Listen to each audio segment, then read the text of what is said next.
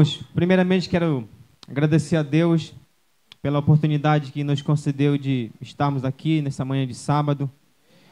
Também agradecer pela vida de cada um de vocês que fizeram um investimento. Isso aqui é um investimento que vocês têm feito no reino de Deus, na vida de vocês, para vocês estarem aqui, né? A gente não sabe o que Deus tem preparado para nós nesse dia e também amanhã. Quero que vocês acompanhem comigo um texto que se encontra em Mateus capítulo 9, versículo 36 ao versículo 37. Mateus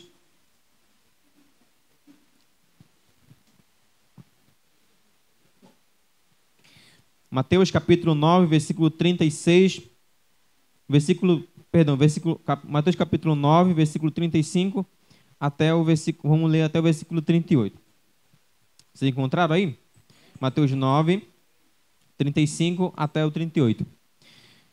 O texto diz assim: E percorria Jesus todas as cidades e aldeias, ensinando nas sinagogas, pregando o evangelho do reino e curando todas as enfermidades e moléstias entre o povo.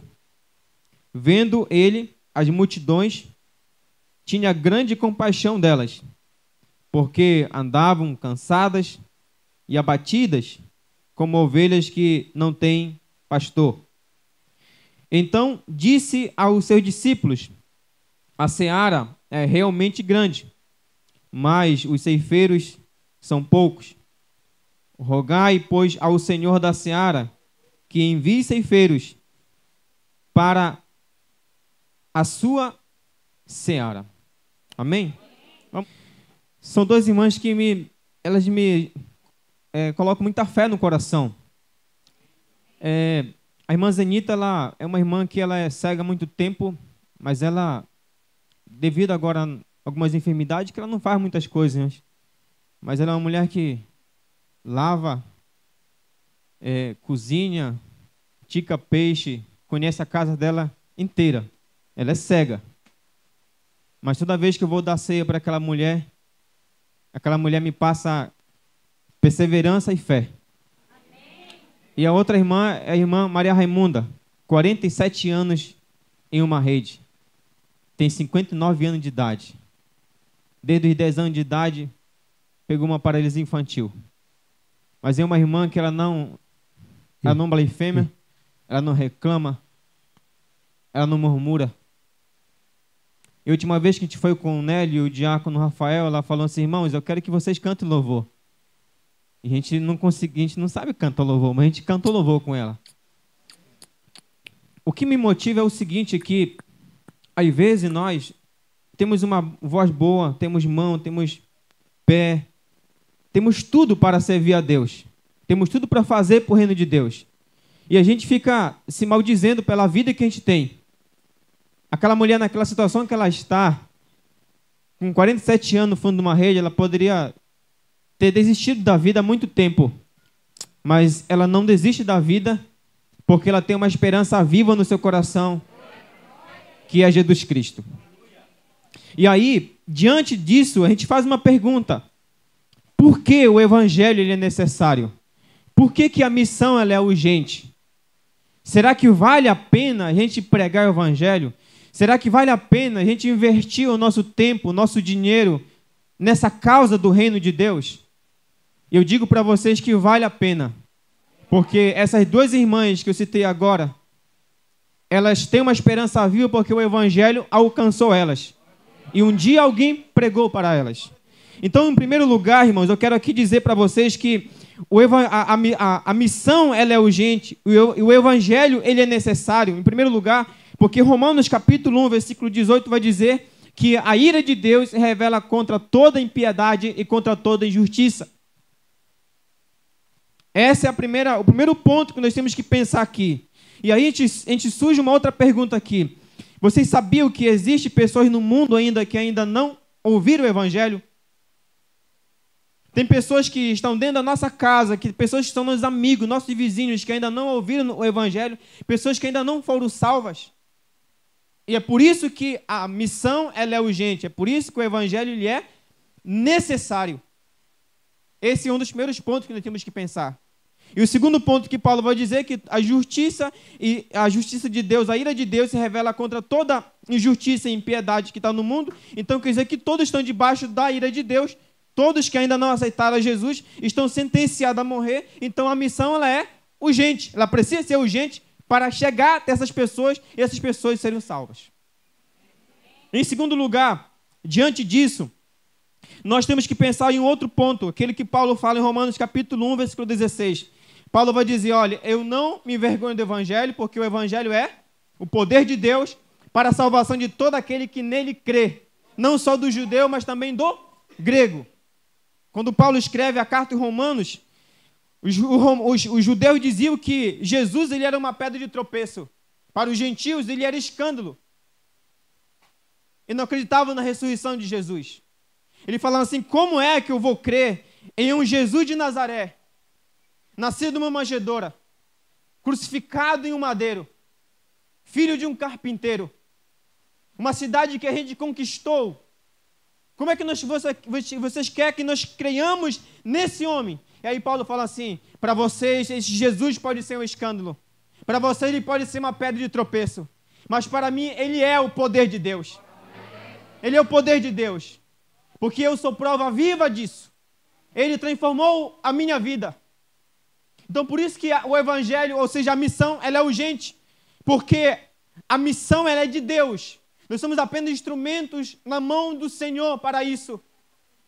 É por isso que nós não podemos dizer, para que não vamos pregar para um e para outros. Por quê? Porque o grande interessado na salvação das pessoas não somos nós, é o próprio Deus. Ele é o Deus que está em missão. Ele é o Deus que está em missão no mundo para restaurar o mundo de forma completa. Então Paulo fala assim, eu não posso me envergonhar desse evangelho. Eu sou o devedor. Paulo se coloca como um devedor. Alguém que tem uma dívida que precisa ser paga. Tem algo que precisa ser compartilhado. E esse algo que precisa ser compartilhado é o evangelho de Deus.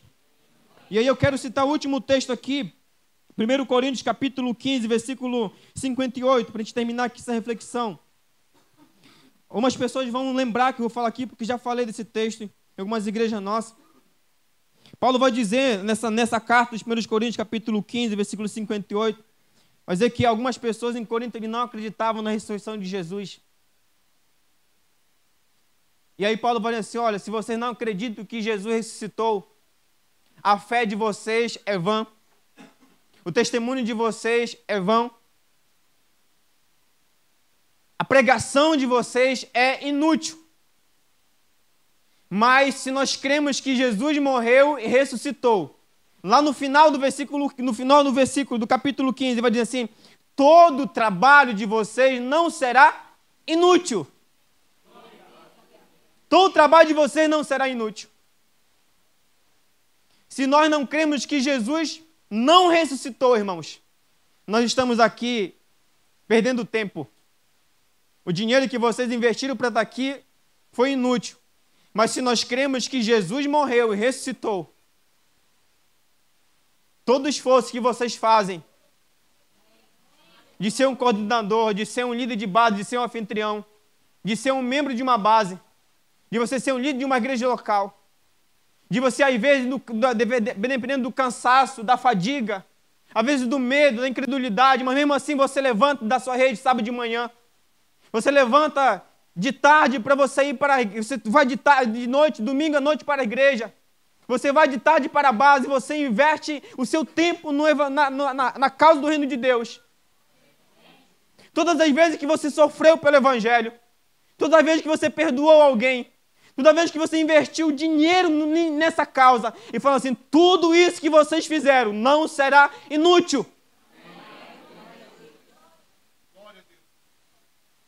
Porque vocês têm uma recompensa no final. O que nós estamos fazendo aqui não será inútil. E a gente termina com o texto que a gente leu aqui, onde o texto vai dizer que Jesus percorria toda a cidade. Nós somos discípulos de Jesus. Jesus é o nosso mestre. E todo discípulo segue seu mestre. Nós estamos aqui porque nós abraçamos uma causa. Eu sei que na vida, no dia a dia, a gente se sente às vezes desanimado em continuar o trabalho.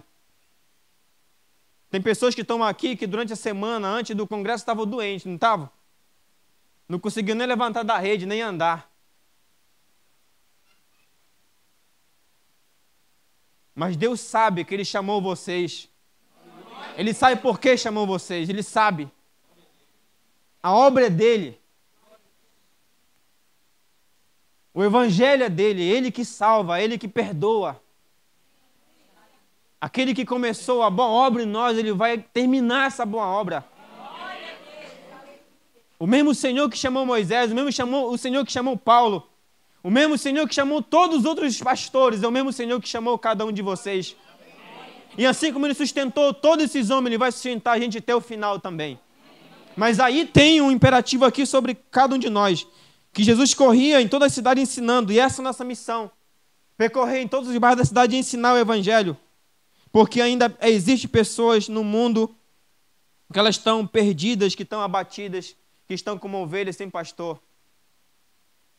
Elas estão aí, precisando que a gente chegue até elas, para que elas sejam salvas. E aí, por isso que o texto assim, então disse aos seus discípulos, a seara, ela é muito grande. A seara é muito grande, mas poucos são os ceifeiros. Poucos são os ceifeiros. E nós estamos aqui nesta manhã, e amanhã também nós estaremos aqui novamente, para sermos capacitados pelo poder de Deus, para que nós, não só nós, sejamos esses ceifeiros, mas a gente seja discipuladores de outros, para que assim, no dia que Jesus voltar, Ele tenha uma grande colheita. Amém, irmãos? Nesse momento que peço que vocês fiquem em pé em nome de Jesus, nós vamos orar aqui, em nome de Jesus Cristo.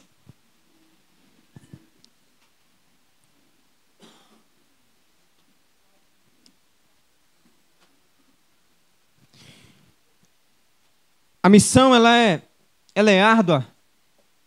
Sofremos aqui enquanto estamos na terra para cumprir o nosso chamado. Mas o Senhor Jesus Cristo, Ele nos recompensará quando Ele voltar.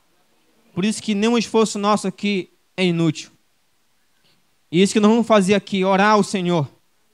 Se você é líder, você é membro que chegou aqui desanimado, frustrado, pensando em desistir da sua base missionária, de ser um anfitrião, de ser um líder da igreja, de você olhar para a igreja e você ver que as coisas não estão prosseguindo, talvez muitas coisas passem pelo seu coração.